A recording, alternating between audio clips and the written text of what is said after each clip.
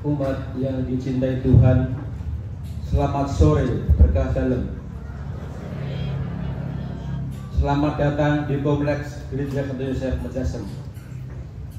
Umat yang terkasih, kita berkumpul di sini untuk memperingati Yesus dari Nazaret. Pada Jumat Agung ini akan dipimpin oleh Romo Yosef Doni Sri Sadono MSc.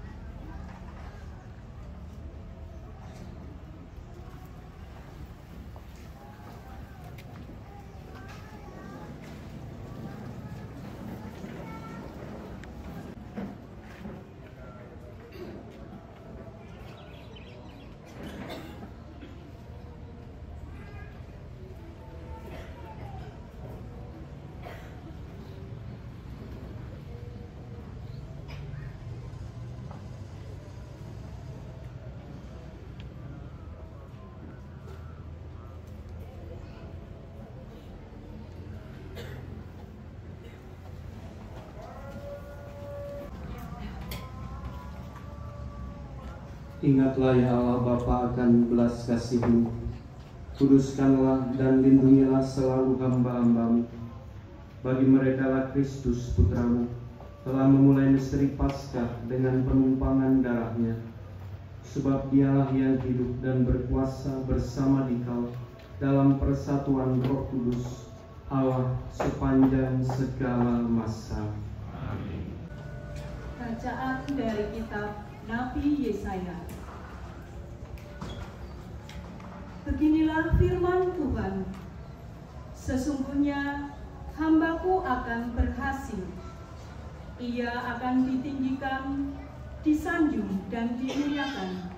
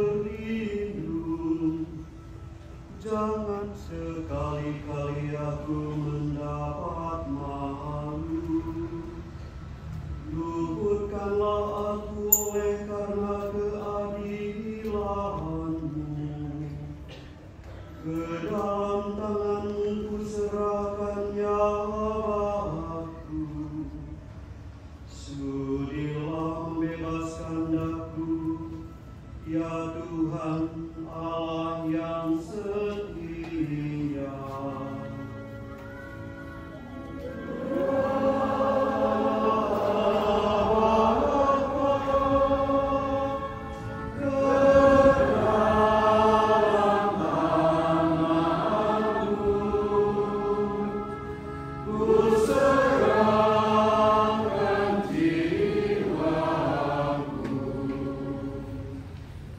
Bacaan dari surat kepada orang Ibrani. Saudara-saudara, kita sekarang mempunyai imam agung yang telah melintasi semua langit, yaitu Yesus, Anak Allah.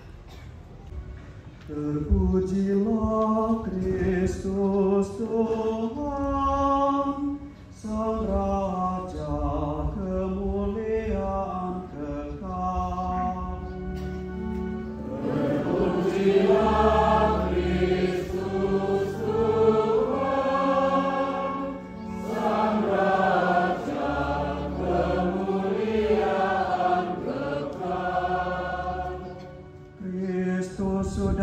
taat bagi kita. Ia taat sampai mati, bahkan sampai mati disalib. Itulah sebabnya Allah sangat meninggikan Dia dan menganugerahinya nama di atas segala nama. Terpujilah Kristus Tuhan, Sang Raja, kemuliaan kekal.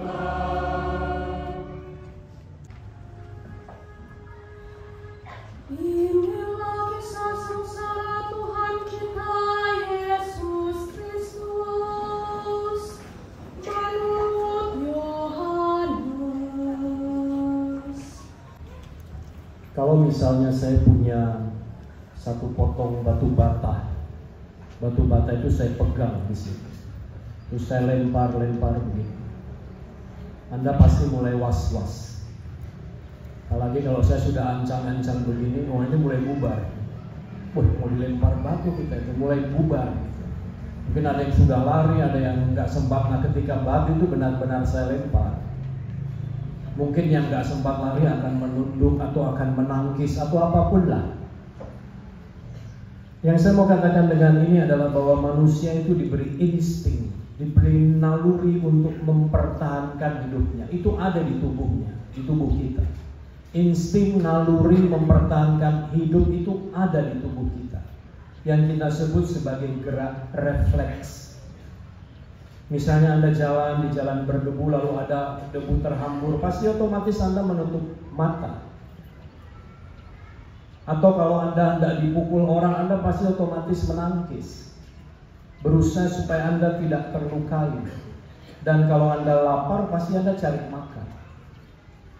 Itu semua adalah naluri di dalam diri kita. Dan naluri itu juga ada dalam diri binatang dan tanaman. Nah, naluri semacam ini menjadi sangat kuat ketika kita berhadapan dengan ancaman kematian. Naluri ini akan sangat peka dan kuat. Karena kematian itu adalah sebenarnya tercabutnya kehidupan dari dalam diri kita, yang justru kita pertahankan dengan seluruh kekuatan kita. Orang akan melakukan apapun untuk mempertahankan hidupnya. Secara naluri manusia akan berontak ketika ia hendak dibunuh. Kita semua begitu. Di hadapan kematian kita kehilangan seluruh kebebasan kita. Karena di hadapan kematian kita tidak punya lagi yang namanya pilihan bebas. Ada saatnya Anda punya pilihan bebas, ada saatnya. Tapi Anda akan tiba pada satu momen di mana Anda tidak punya pilihan lain selain menerima kematian itu atau melalui kematian itu sendiri. Nah, itulah kepahitan kematian. Kita itu diperkosa oleh kematian, dipaksa untuk menerima kematian itu. Kita tidak mau, tapi kita harus berhadapan dengan kematian karena tubuh kita ini kehilangan daya hidup. Kemampuan untuk hidup itu ada batasnya tubuh kita. Mungkin karena penyakit, mungkin tubuh kita rusak karena kecelakaan, mungkin tubuh kita rusak karena dibunuh orang misalnya, sehingga tubuh kita tidak berfungsi. Lalu kita harus menghadapi kematian itu, dan ada satu momen di mana kita tidak lagi punya alternatif lain selain menerimanya. Apa yang terjadi dengan Yesus di Getsemani? Apakah Yesus punya pilihan bebas berhadapan dengan kematian itu? Yang jelas Yesus memberontak terhadap kematian itu. Dia sebenarnya nggak mau begitu. Sempat terpikir untuk tidak mau. Di Getsemani dia bilang, sekiranya mungkin piala ini berlalulah Tuhan, nggak usah saya minum. Yesus berusaha menawar karena kematian itu menakutkan juga bagi dia. Secara fisik ya, Yesus itu punya pilihan sebenarnya. Dia punya pilihan bebas. Dia seorang pemuda yang sehat berusia 33 tahun. Dia tidak sakit. Dia bisa saja lari dari Yerusalem. Dia kan tahu dia mau dibunuh. Dia bisa lari malam itu, dia tidak akan tertangkap. Dan banyak pengikutnya akan melindungi dia pasti. Jadi Yesus juga itu sekaligus Allah begitu, yang bisa meredakan badai, membangkitkan orang mati. Dia bisa sebenarnya membatalkan penyaliban itu. Tapi Yesus akhirnya toh menerimanya. Yesus memilih untuk menghadapi kematian itu bukan sebagai seorang Allah, tapi sebagai manusia. Yesus punya pilihan bebas, tetapi dia melepaskan pilihan itu. Jangan kehendakku, jangan pilihan bebasku yang terjadi, tetapi kehendakmu lah yang terjadi. Pada saat Yesus bicara seperti itu, Yesus melepaskan pilihan bebasnya dan memilih untuk taat kepada Bapaknya. Tentu ketaatan ini dipilih juga dengan kebebasan, tanpa paksaan. Tetapi Yesus sempat goyang dan goyang di Getsemani. Kalau Yesus menghadapi salib itu sebagai manusia, kalau Yesus menghadapi salib sebagai Allah, dia tidak rasa sakit apa-apa. Pasti dia kebal rasa sakit. Tapi Yesus membiarkan dirinya sungguh-sungguh menerima itu sebagai manusia, sehingga tubuhnya tidak kebal ketika senjata-senjata itu menyiksanya, ketika dia didera misalnya. Ketika paku, dia biarkan tubuhnya ditembus oleh paku itu. Yesus juga hatinya tidak kebal terhadap rasa sakit. Dia merasa kesepian, merasa hancur karena ditolak, dibenci banyak orang. Sakitnya itu dirasakan oleh Yesus sebagai manusia. Begitu sakitnya itu sampai Yesus mengatakan, "Bapa, mengapa engkau meninggalkan aku?" Di atas salib Yesus sempat goyah lagi karena sakitnya, penderitaannya. Dan itu diekspresikan oleh Yesus, kesakitan itu, dengan mengatakan, "Aku haus." Yesus itu sebenarnya bukan haus akan air, tetapi dia haus akan cinta manusia. Kenapa semua orang ini membenci saya? Apa salah saya? Dia haus akan cinta manusia, padahal dia adalah seorang Allah. Hanya dalam kekristenan di mana Allah itu bisa terluka, bisa membutuhkan cinta manusia, bahkan bisa mati karena dosa-dosa kita. Yesus disalibkan, tangannya tidak begini, tidak diborgol, dia begini. Ini ekspresi bahwa Yesus menerima semua kebencian manusia. Dia terima semua. Dan kebencian itu adalah dosa manusia. Dia terima semua seperti khotbah saya tadi malam, dan dia bersihkan semuanya dengan mengatakan, "Ampunilah mereka sebab mereka tidak tahu apa yang mereka perbuat." Sebagai penutup dari renungan ini, ketika Yesus berusia 10 hari, Maria dan Yosef membawa Yesus ke bait Allah. Peristiwa Yesus dipersembahkan di bait Allah. Semua anak kecil berumur 10 hari harus dipersembahkan di bait Allah. Maria seorang yang taat, Yosef juga, maka Yesus dibawa ke bait Allah, dipersembahkan. Simbol dari persembahan Maria dan Yosef adalah dengan membawa 2 ekor burung merpati. Ada yang mengatakan, kenapa hanya merpati bukan kerbau atau kambing atau domba? Karena katanya mereka orang miskin, katanya hanya mampu beli 2 ekor merpati. Dan merpati itu dipersembahkan di bait Allah. Dan disitulah Yesus diterima oleh Simeon. Dan Simeon mengucapkan sabda duka cita kepada Maria. Simeon senang ya mengangkat Yesus. Dia mengucap syukur, sekarang saya boleh kau panggil Tuhan karena saya sudah melihat Mesias.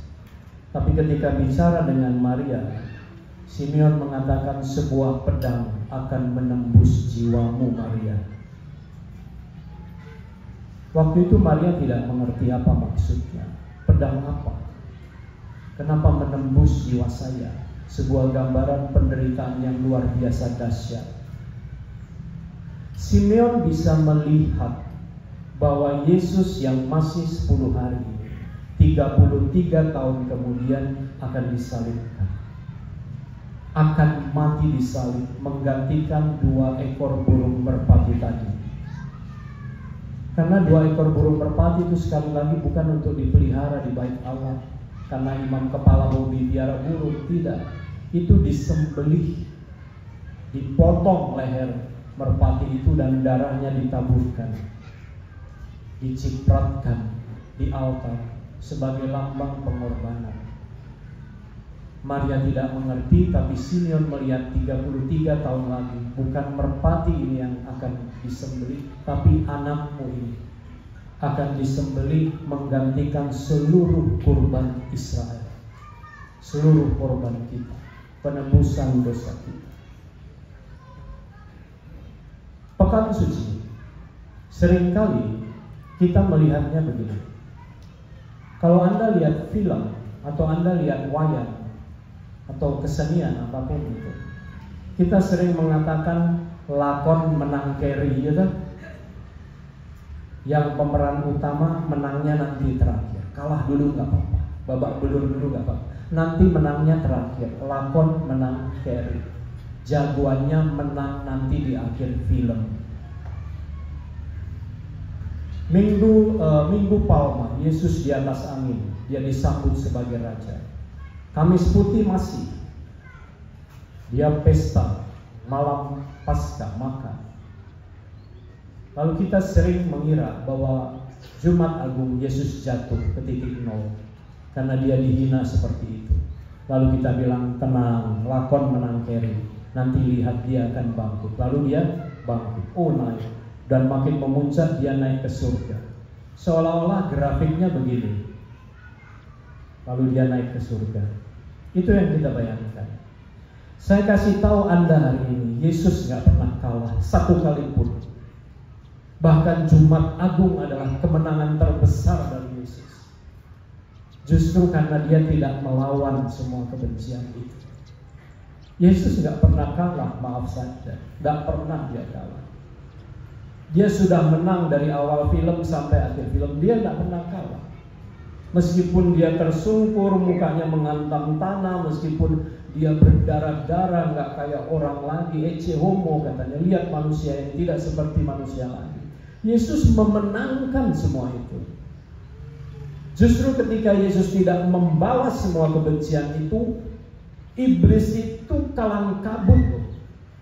Kok nggak dibalas ya gitu? Iblis itu frustasi bahwa Yesus tidak membalas semua itu.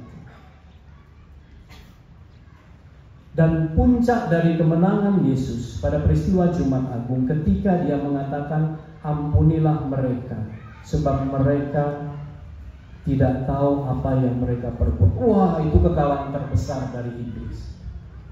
Kok malah diampuni? Saya sering bertanya kepada umat, kalau misalnya orang-orang yang menyalibkan Yesus, tentara-tentara itu, bahkan Pontius Pilatus, semuanya itu masuk surga, kalian keberatan atau tidak? Tentara-tentara itu loh yang mukul-mukul Yesus, kalau saya bilang mereka masuk surga, keberatan atau tidak? Banyak dari kita keberatan gitu. Masa sih masuk, kan mereka yang nendang-nendang Yesus, yang meludahi Yesus, mereka mau masuk surga gimana? Mereka kan jahat sekali, bla bla bla dan seterusnya. Kalau Anda mengatakan demikian, berarti Anda tidak percaya bahwa permintaan Yesus ampunilah mereka.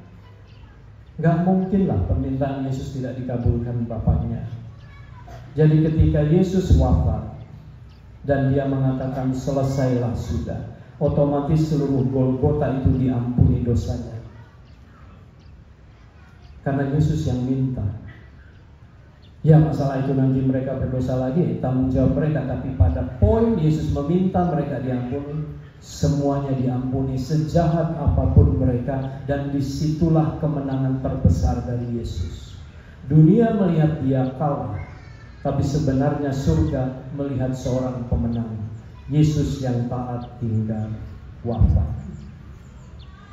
Jadi saudara-saudari, jika Anda mengatakan Tuhan tidak peduli kepadaku, Tuhan tidak mencintaiku, buktinya doa-doaku tidak dikabulkan, Ia enggak peduli pada penderitaan saya, masalah-masalah saya, penyakit penyakit-penyakit saya, Dia nggak peduli, Tuhan tidak mencintai saya. Maka jika Anda mengatakan demikian, maka Anda belum sungguh-sungguh mengerti apa yang terjadi di Golgota.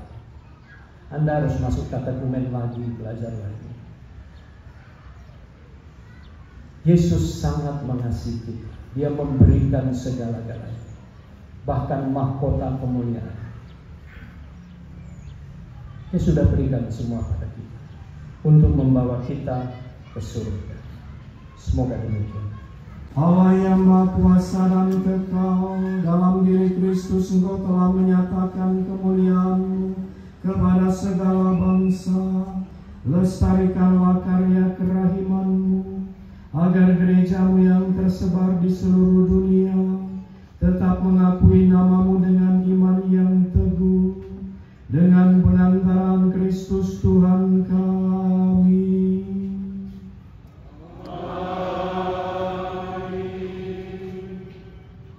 Untuk Bapa Suci, marilah kita berdoa pula untuk Bapa Suci kita Fransiskus, supaya Allah dan Tuhan kita yang telah memilih dia menjadi paus bagi gereja kudusnya, memberi dia kesehatan dan kekuatan untuk memimpin umat kudus Allah. Berlututlah kita.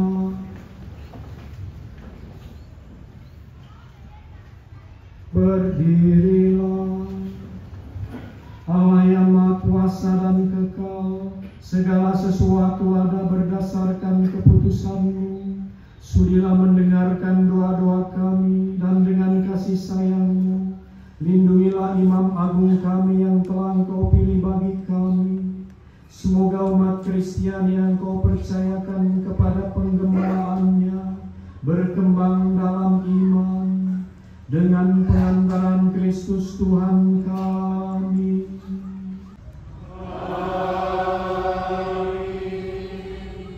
Untuk orang yang tidak percaya akan Allah, marilah kita berdoa pula untuk mereka yang tidak mengenal Allah, supaya mereka dengan tulus hati mencari kebenaran, layak menemukan Allah sendiri. Berlututlah kita. Berdirilah. Allah yang Maha Kuasa dan kekal, Engkau telah menciptakan umat manusia sedemikian sehingga selalu berhasrat mencari Engkau dan baru merasa tenang ketika menemukan Dikau. Maka kami mohon, bantulah agar mereka semua dengan mengatasi hambatan seberat apapun mampu melihat tanda kasih sayang-Mu dan tergerak oleh kesaksian hidup orang-orang yang percaya kepadamu. Mereka dengan sukacita mengakui Engkau sebagai satu-satunya Allah yang benar dan Bapa umat manusia, dengan pengantaran Kristus Tuhan kami.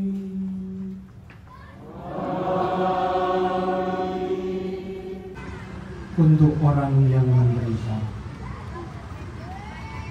saudara-saudari yang terkasih, marilah kita berdoa kepada Allah Bapa yang Maha Kuasa, supaya Ia membersihkan dunia dari kesesatan, melenyapkan penyakit, menjauhkan kelaparan, membuka penjara, mematahkan belenggu, melindungi musafir, menghantar pulang pengungsi, menyembuhkan orang sakit, dan menyelamatkan orang yang meninggal.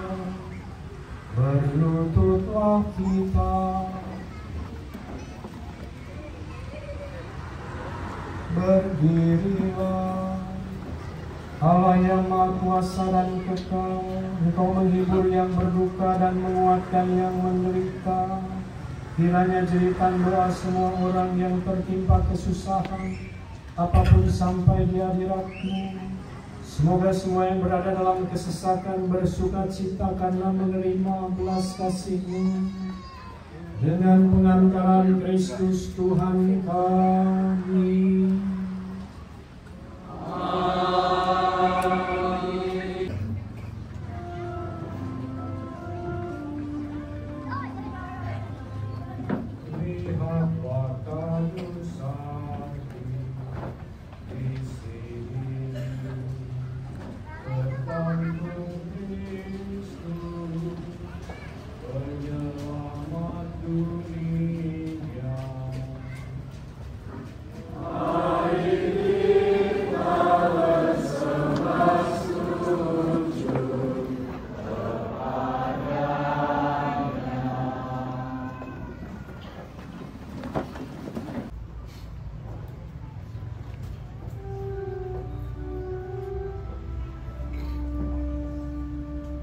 Lihatlah kayu salib di sini, bergantung Kristus, penyelamat dunia.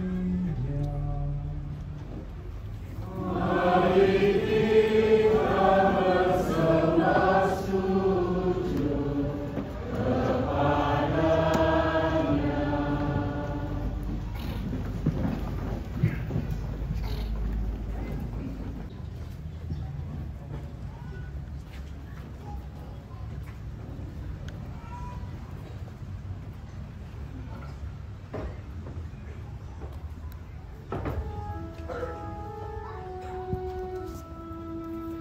Lihatlah kayu salib di sini, tergantung Kristus, penyelamat dunia.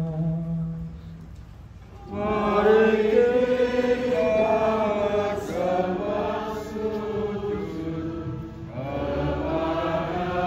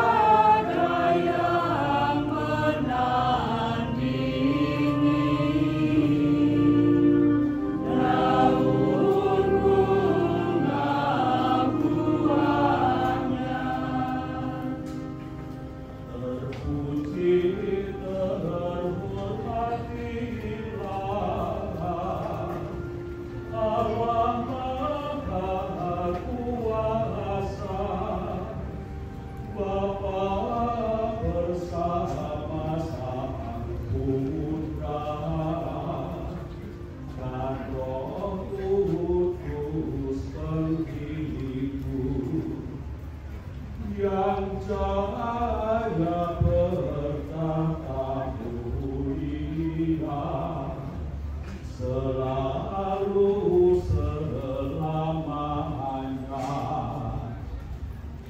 Ayo aku bahagia, memangku bangkit hidup.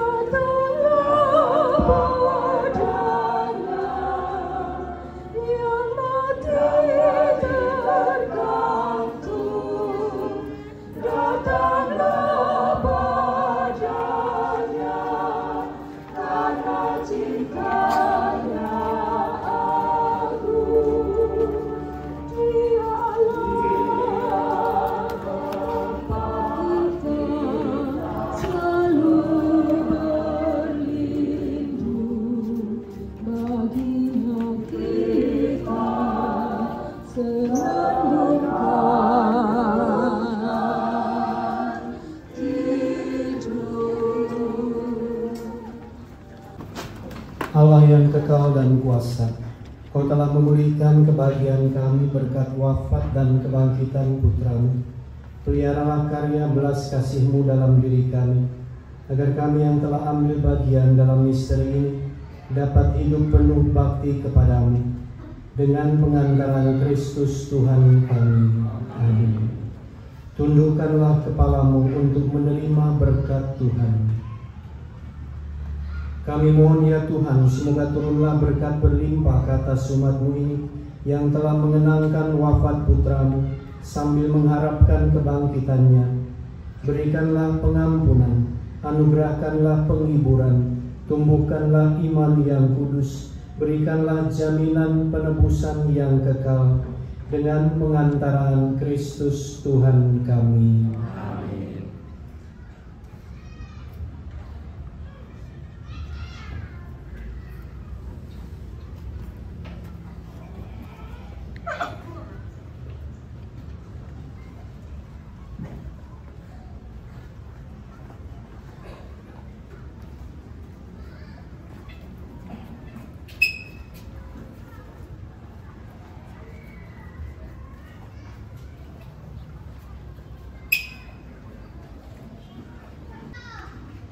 Mohon perhatian, buku panduan misa akan dibawa pulang karena akan digunakan sampai dengan misa Hari Raya Paskah. Mengingatkan, besok Sabtu pagi jam 5.30 ada ibadah Sabtu Suci di Apel Adorasi. 2. Sabtu pukul 18 atau jam 6 sore misa Vigili Paskah, dan hari Minggu pagi pukul 8 misa Hari Raya Paskah. Terima kasih.